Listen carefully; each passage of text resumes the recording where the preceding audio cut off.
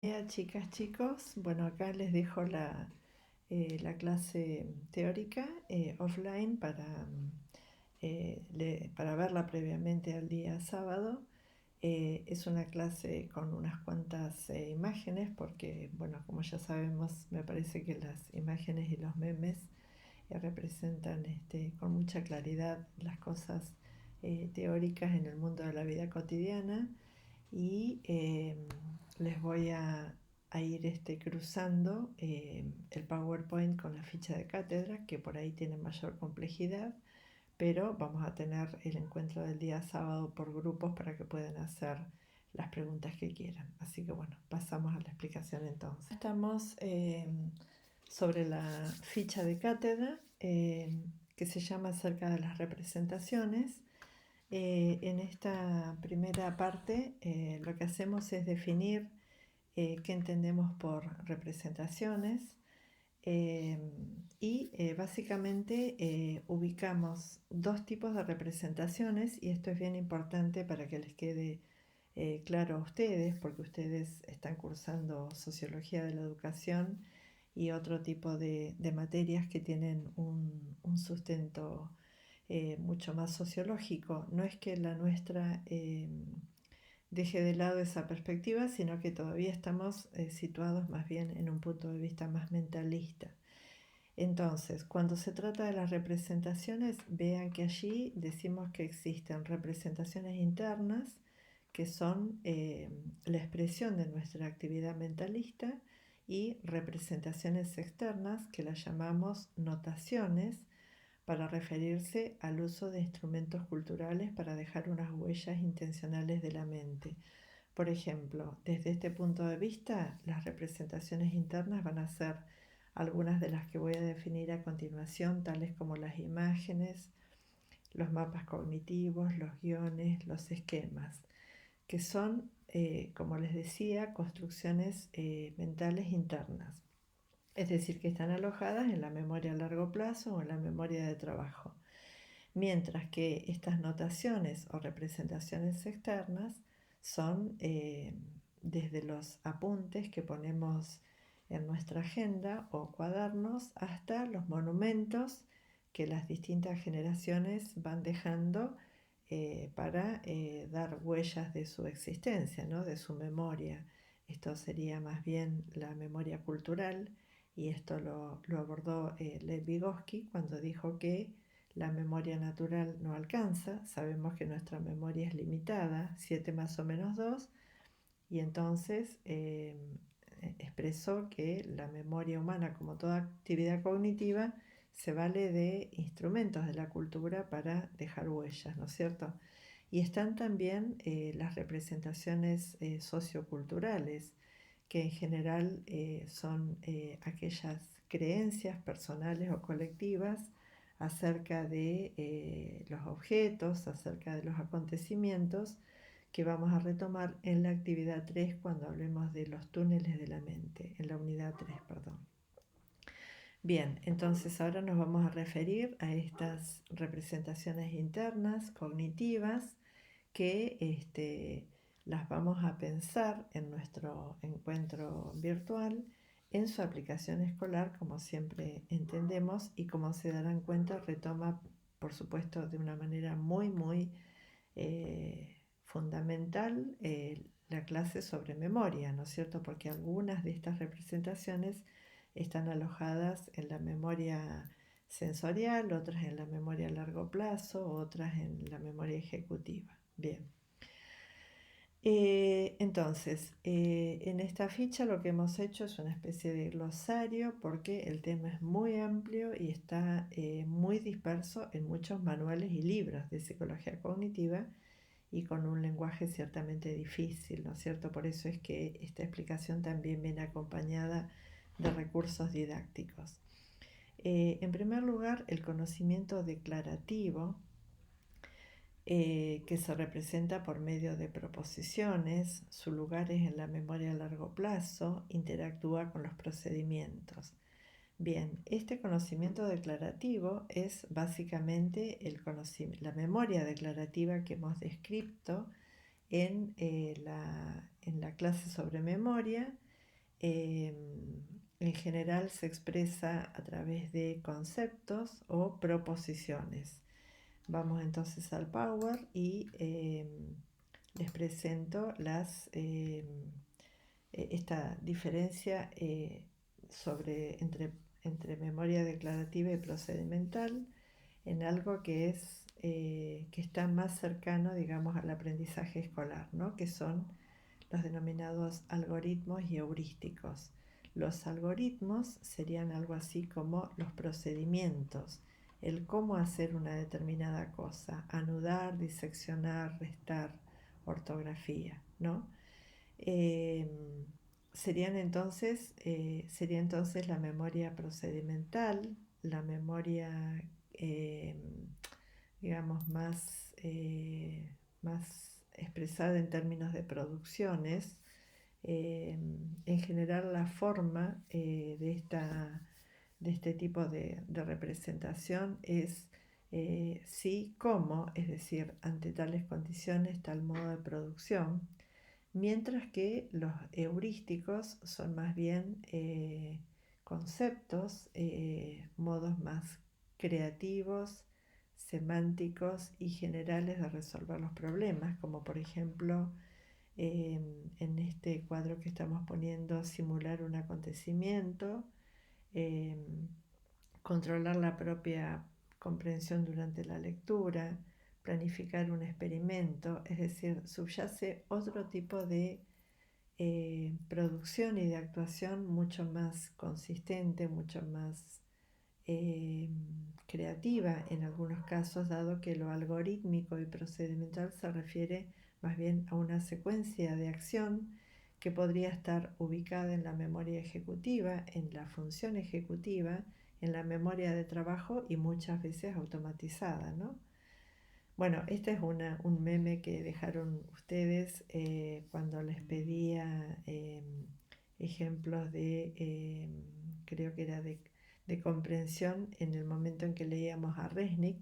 Es muy bueno. Bueno, esto sería explicar, esto sería aludir a un procedimiento, ¿no? Cómo tejer en crochet. Y ahí está toda la explicación y el detalle de las características de los puntos.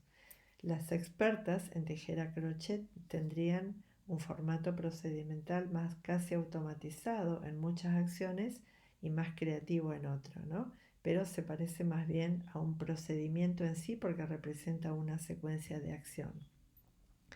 Mientras que aquí tenemos un clásico mapa conceptual, ¿no es cierto?, que es la representación más clara de lo que es la memoria declarativa, el formato declarativo, la representación declarativa, que son conceptos, ¿no es cierto?, conceptos, en este caso, de una disciplina presentados jerárquicamente.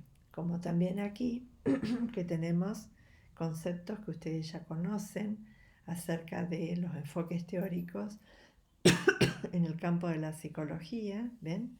Estructuralismo, conductismo, Gestalt, psicoanálisis, etc.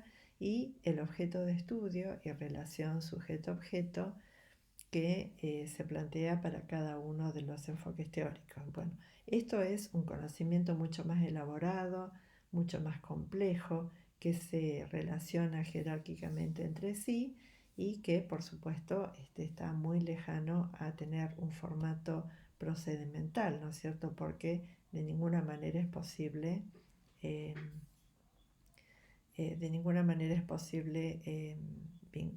desvincularlo, ¿no? Es decir, traducirlo a una secuencia determinada.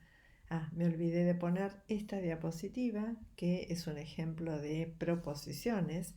La palabra proposiciones forma parte de este formato declarativo y en general está representado por esto que se llama lógica, que quizás ustedes en filosofía estudian algo.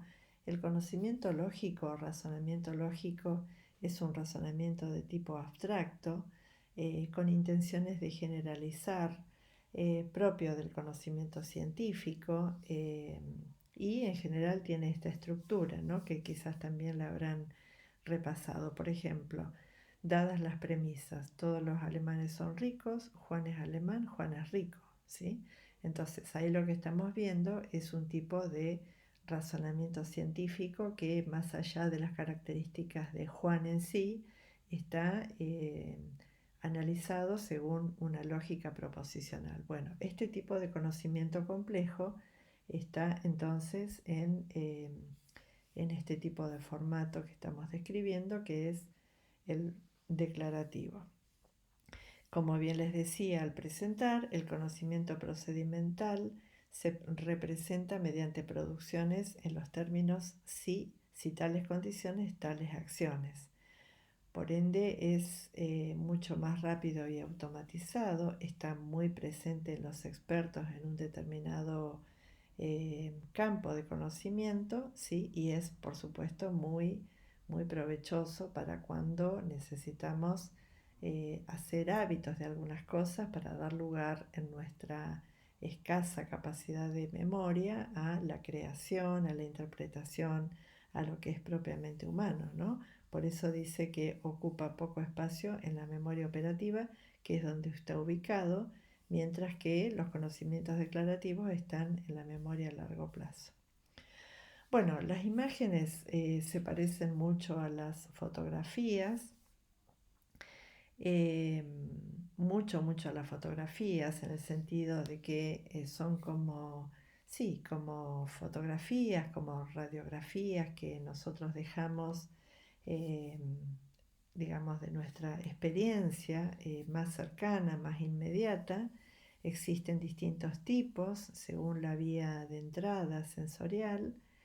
Y acá aparece, bueno, la alusión a un debate que se dio en algún momento de la psicología cognitiva, que está muy bien desarrollado por Juan Ignacio Pozo, que es un conocido psicólogo cognitivo español, donde se plantea una especie de, digamos, de pelea entre los que pensaban que había que defender el lugar de las imágenes en la estructura cognitiva, y aquellos que, los más racionalistas, digamos, que pensaban que la mente se componía más bien de conocimiento racional, proposicional, más cientificista, más conceptual. Bueno, como siempre, las dicotomías no resuelven nada, y estas cosas se resuelven desde un criterio de diversidad, es decir, diciendo, bueno, en definitiva, la mente accede a la experiencia, a la representación, construye representaciones en función de dobles códigos, ¿no? Bueno, acá una referencia siempre al aprendizaje escolar. ¿Por qué importa asumir la importancia de reconocer las imágenes en el aprendizaje escolar? Porque tiene un poderoso efecto cognitivo en la comprensión, ¿sí?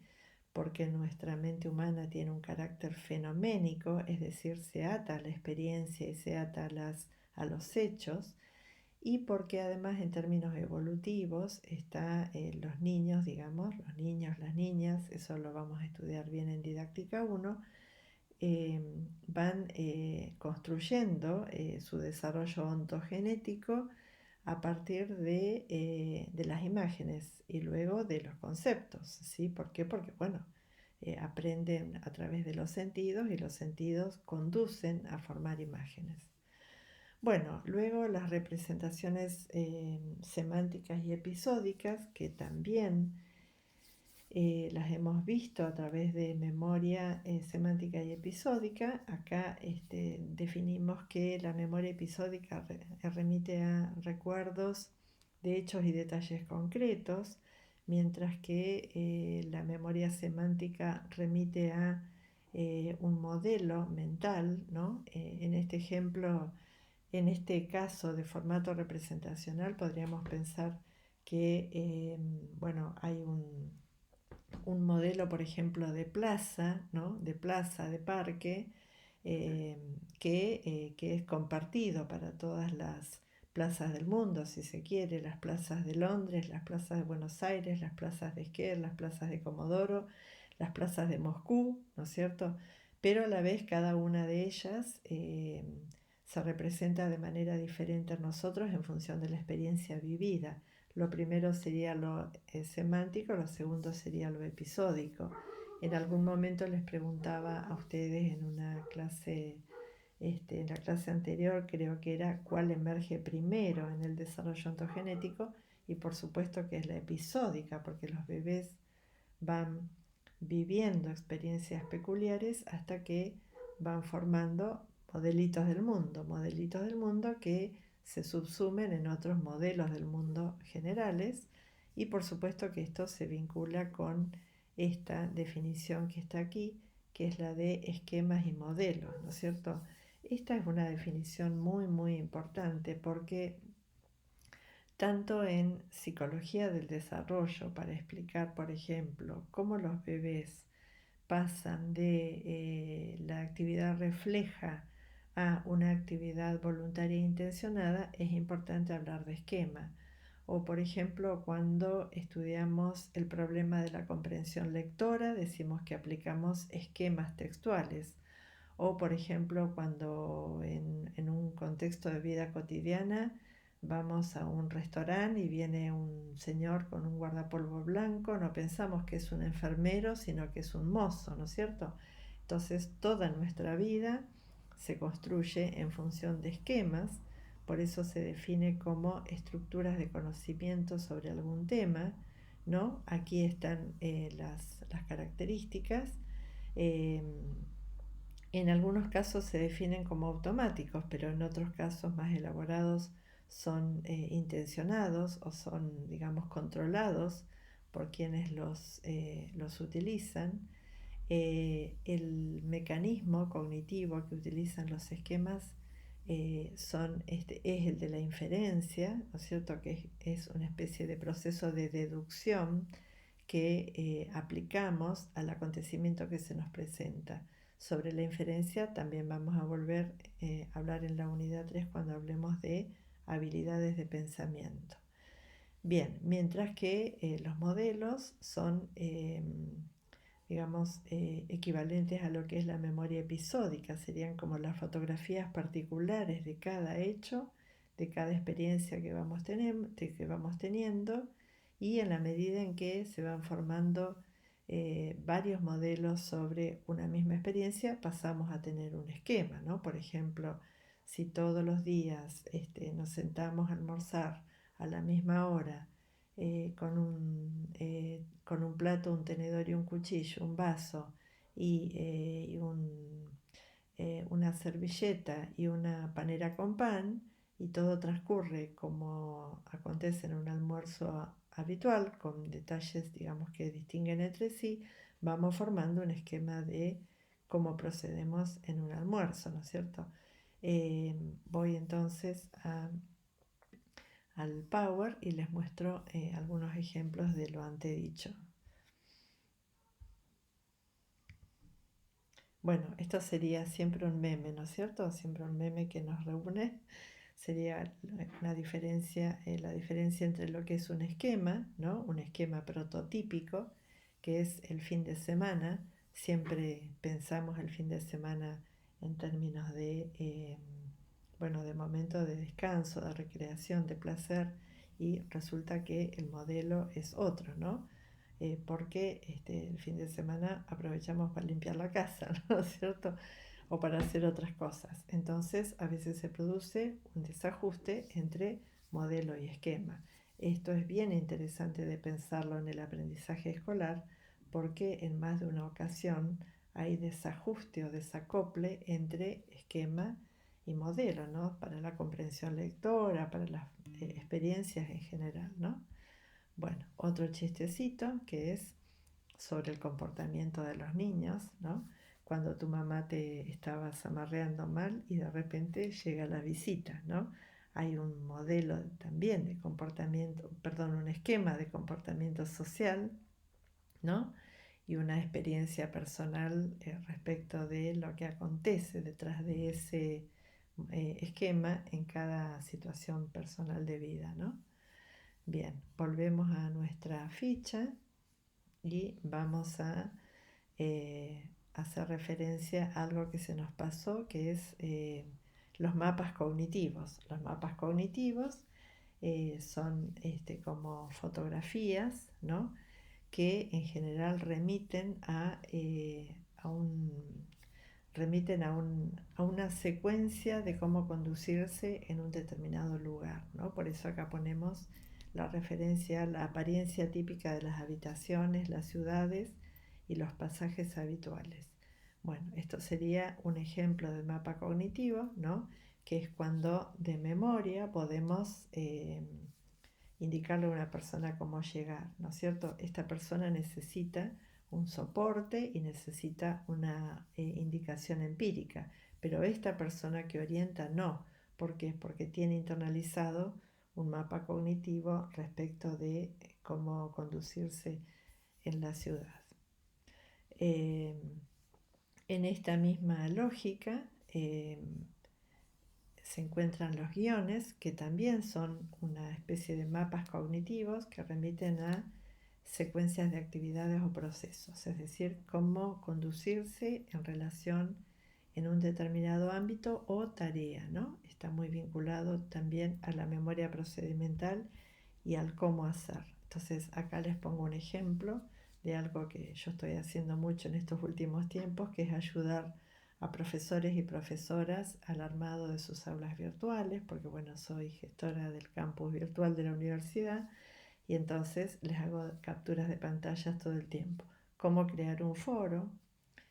¿Sí? Bueno, primero activar edición, luego añadir una actividad o recurso, luego buscar el foro y luego agregarle el nombre, ¿no? Bueno, sencillo, pero no despreciable. ¿Por qué? Porque pensemos en que estamos hablando de situaciones de personas que tienen eh, situaciones de personas que podrían tener dificultades cognitivas o intelectuales y necesitan de este tipo de recursos de manera expresa o producidos para ellos, ¿no? Bien, las categorías y conceptos, para terminar, es una definición bien interesante.